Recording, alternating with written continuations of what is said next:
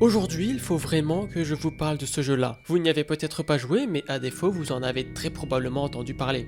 Et en dehors d'un gameplay et d'une immersion sonore et visuelle à couper le souffle, ce ne sont pas ces derniers qui sont les plus impressionnants, mais bel et bien l'histoire que ce jeu cherche à nous raconter, si on peut appeler ça une histoire. Vous l'aurez compris, on parlera à cette occasion de Little Nightmares et dont le récit a énormément à nous apprendre. Je vous propose donc, sans plus attendre, de rentrer dans le vif du sujet. Voilà, tout commence de cette manière, rien d'extraordinaire, on y voit une dame de dos plongée dans la pénombre et dont le visage nous est que très partiellement révélée. Malgré le fait que ça soit la toute première scène du jeu, elle n'en est pas moins importante que les autres, et c'est même tout l'inverse, mais on y reviendra un peu plus tard. Puis on se réveille. Voilà, ça, c'est nous. On incarne une petite fille, dotée de son emblématique imperméable jaune que vous connaissez sûrement. Le décor et l'ambiance qui règnent ici sont froids, sales et inhospitaliers. On voit au premier coup d'œil qu'on n'a clairement pas envie de s'éterniser ici. En avançant, on constate que, c'est pareil partout. Il n'y a pas vraiment d'endroit plus accueillant qu'un autre. Et cerise sur le gâteau, ça semble vaste. Très vaste. En avançant, tout semble être de pire en pire, tout en étant à la fois très parlant. On essaye de ne pas trop traîner. Il faut avancer, se sortir d'ici. Voilà ce que c'est que Little Nightmares. Une petite fille faible et en souffrance dans un monde qui ne semble pas être créé pour elle, mais plutôt pour correspondre aux formes des plus forts. On évolue dans un univers immense, sale et froid, presque glaçant et en proie à toutes les intempéries. Mais au fait, pourquoi on est si petit ? Oui, parce que le gameplay s'y accorde et qu'on peut passer dans les moindres conduits d'aération, mais la vraie raison, c'est quoi ? Et si ça ne représentait pas l'impuissance humaine face à un système colossal ? Et si on était un vulgaire engrenage pris dans une machine si gigantesque et si bien huilée qu'il était impossible ou presque de s'en sortir ? Le jeu nous fait ouvrir les yeux sur les disproportions du monde dans lequel on vit. Ici-bas, on est comme une goutte d'eau dans l'océan, un grain de sable dans le désert. On parvient enfin à rencontrer une petite créature, premier être vivant que l'on va croiser dans ce monde sordide. Elle s'enfuit mais n'a pas l'air hostile. Voilà d'autres créatures qui, elles, en revanche, n'ont pas l'air tout aussi bienveillantes. Ok. À partir de là, ouvrez bien grand vos yeux et vos oreilles parce que c'est à partir de maintenant que tout commence à devenir intéressant. On aperçoit nos premières lumières qui semblent humaines, mais c'est pas pour autant que c'en est rassurant. On monte d'ailleurs par cette fenêtre grâce à plusieurs tissus tressés les uns aux autres, comme si quelqu'un avait essayé de s'échapper d'ici. Un peu comme d'une prison. Arrivé là-haut, ça ressemblerait presque à une cellule, voire même plusieurs cellules. Et qui dit cellule dit gardien. Ok, le gardien c'est lui. Il vaut peut-être mieux qu'on ne se fasse pas repérer. Cet œil-là, il semble nous surveiller en permanence, même quand il n'est pas vraiment là. Et puis on a faim. Ce qui semble assez normal après tout. Mais ça tombe plutôt bien, le réfectoire semble se situer juste ici. Il ressemble un peu à celui d'une prison, mais ça reste un réfectoire tout de même. Et alors que la douleur nous tenaille le ventre, quelqu'un nous aide, une âme qui semble être tout aussi en détresse que la nôtre. Maintenant qu'on a repris un peu de force, on peut continuer à avancer un petit peu. On va en avoir besoin, vu l'ascension que l'on va devoir se farcir. Sur des drôles de cages d'ailleurs, tiens. Elles sont censées enfermer qui ? Les pauvres créatures innocentes qui peuplent ce monde ? Et si c'était encore pire que ça ? Ce monde n'est pas là pour nous aider et on l'a bien compris, on se débrouillera tout seul. Et si on avait encore faim ? Tellement faim que notre instinct de survie nous poussait à nous emparer de ce morceau de viande avariée qui n'intéressait que les rats. Et si cette cage servait finalement à nous enfermer nous, pauvres petits êtres sans défense, en proie à ce monde cruel ? Apparemment, on n'est pas les seuls. Dans cet endroit, le terme humanité ne veut pas dire grand chose. Mais ça ne veut pas dire que le jeu est insignifiant, bien loin de là. Il met en avant un système qui opprime, qui force à rentrer dans des cases, le cas échéant vous forçant à passer votre vie à fuir et à vivre dans la peur. Il met aussi en avant un isolement.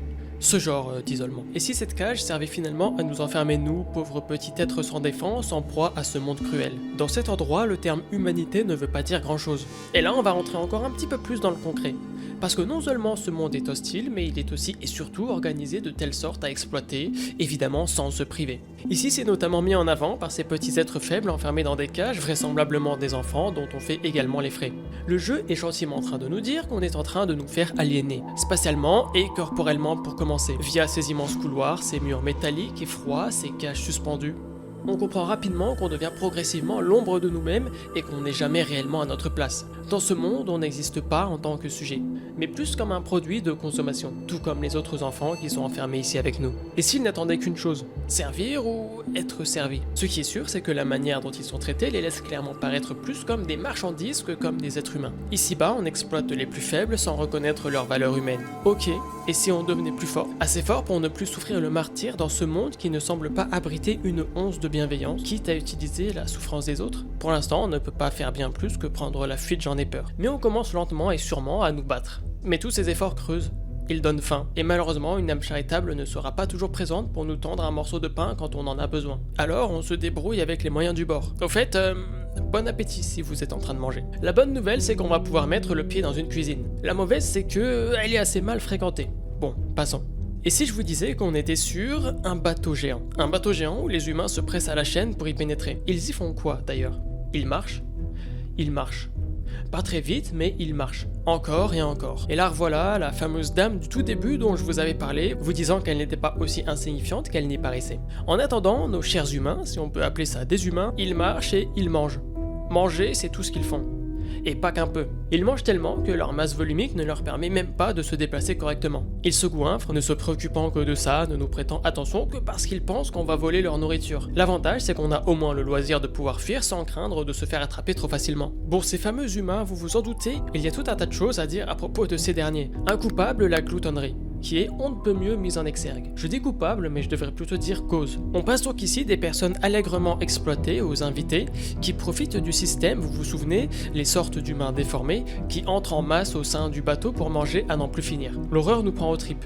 Elle est grotesque, dégoûtante, répugnante, ce qui est tout l'inverse de Six jusqu'à maintenant. On est au cœur ici d'un oxymore odieusement bien orchestré entre l'innocence de Six et la perversion massive des invités. Au-delà d'être de simples humains déformés et gloutons, Little Nightmares cherche évidemment à dénoncer une surconsommation de plus en plus omniprésente au sein des sociétés. Une surconsommation qui pousse les invités à manger sans faim, Alors qu'ils sont déjà énormes, ils continuent de se gaver. La tristesse de cet instant, c'est surtout qu'ils ne cherchent ni à savourer, ni à se nourrir, c'est juste de l'engloutissement, et on voit clairement le comportement que cela engendre chez certains. En clair, ici, manger, ce n'est plus un besoin vital, mais bel et bien une pathologie du désir, une pulsion dévorante qu'ils ne peuvent réfréner. On pourrait même aller un petit peu plus loin en évoquant la boulimie sociale, dont l'unique but serait de combler un vide intérieur par une accumulation extérieure, comme en l'occurrence avec de la nourriture, mais qui peut évidemment prendre d'autres formes. Ces invités, d'ailleurs, ils sont complètement déconnectés. Qu'est-ce que je veux dire par là?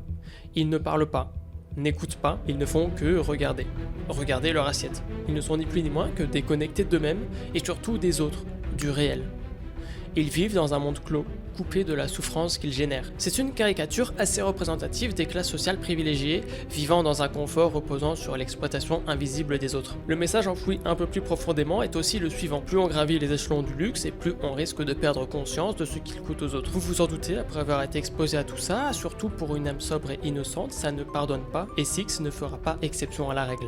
Bon, c'est trop bondé, trop bruyant. On essaye alors de nous faire une place au calme, profitant une fois de plus de la présence de ces petites créatures qui semblent être les seules à ne pas nous vouloir de mal. Et les revoilà d'attaque, une véritable marée humaine. Je suggère que vous me laissiez tranquille. On a couru un bon marathon, et tout ça nous a bien ouvert l'appétit. Et ça tombe bien, l'un de nos chers amis a une saucisse en réserve pour nous. Et si cette saucisse n'était pas assez pour nous? Et si on en voulait plus? Qu'est-ce que l'on est en train de devenir? Bon, ça va mieux. C'est le plus important, non? L'innocence qui faisait partie de nos caractéristiques jusqu'à présent, eh bien, on vient de la perdre. Peut-être pas entièrement, mais en assez grande partie pour la voir partir en fumée chaque jour un petit peu plus. Et pour cause, avoir vécu dans un univers oppressant et inhumain. Un univers gigantesque qui contraste merveilleusement bien avec la petitesse des êtres exploités de ce monde dont on fait partie, le tout pour satisfaire les désirs, besoins et pulsions de la haute classe. Et si on ne devenait pas un monstre comme eux, parce qu'après tout ne serait-ce pas plus facile d'y succomber plutôt que de se battre jour et nuit pour conserver l'innocence qu'il nous reste encore? Et si au lieu de simplement manger la nourriture que nos amis les gnomes nous apportaient gentiment, nous ne cessions pas de faire la distinction entre ces deux derniers? Alors pourquoi ne pas se laisser tenter par un repas plus appétissant? Peut-être pas en termes de goût, mais à l'allure tellement plus aguicheuse. Bon, vous l'avez compris, à partir de cet instant, Six se bascule intérieurement et moralement de par tout ce qu'elle a vécu jusqu'à maintenant, jusqu'à même en devenir un monstre elle-même à manger sans distinction. Au début, on ne mangeait alors que du pain, mais imperceptiblement, on a commencé à changer, en passant par le fameux rat, puis le gnome. Ici, la faim qui dévore Six est bien plus que physique.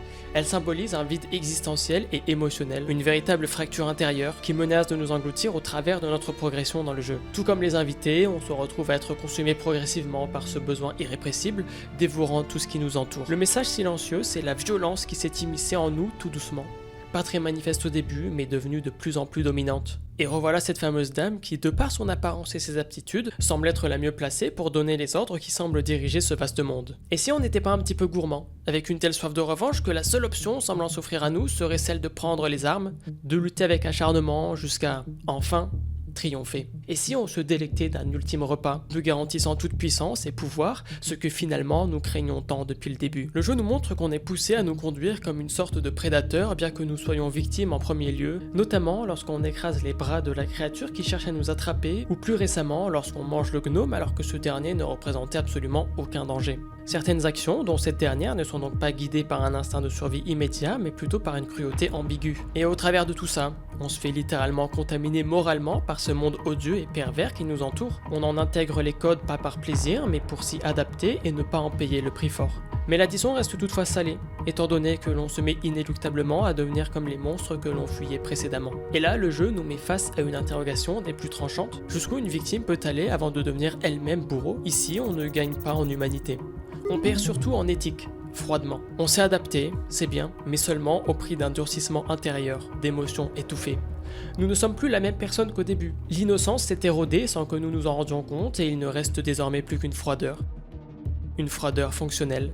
Au final, on a survécu au monde, mais ce dernier est entré en nous. Il ne nous reste plus qu'à prendre pleinement possession de ce monde. On a démarré ce dernier tout en bas de l'échelle, alors pourquoi ne pas se retrouver au sommet pour finir? Pourquoi ne pas absorber le pouvoir de la dame plutôt que de la laisser giser ici? Pourquoi ne pas la remplacer et prendre les rênes? Voilà ce qu'on devient, un successeur et non pas un rescapé. Et c'est évidemment à cet instant qu'on est censé comprendre que le cycle ne s'est pas brisé, mais bel et bien qu'on a continué à l'alimenter, tel le bon engrenage bien huilé qu'on est, au cœur de cette vaste machine trop bien organisée. Et c'est comme ça que ça devait se passer, et pas autrement. Voilà, la violence, elle n'a pas disparu. Le jeu nous a gentiment dit que lorsqu'on est une victime exposée à l'oppression et à l'abus de son bourreau, on n'a pas réellement d'autre choix que d'intégrer les codes de ce dernier. En absorbant la puissance de la dame, on devient de surcroît la nouvelle figure d'autorité suprême. On parvient même à réduire les invités en cendres, sans même les toucher. On pourrait se dire que symboliquement, justice n'a été que rendue, mais c'est avant tout une manière de dire que qui que l'on soit, et peu importe l'environnement dans lequel nous évoluons, ce que l'on vit nous façonne. Le cycle de la maltraitance est ici remis en cause, partant d'un enfant opprimé pour devenir un adulte oppresseur, et plus souvent inconsciemment qu'on ne le croit.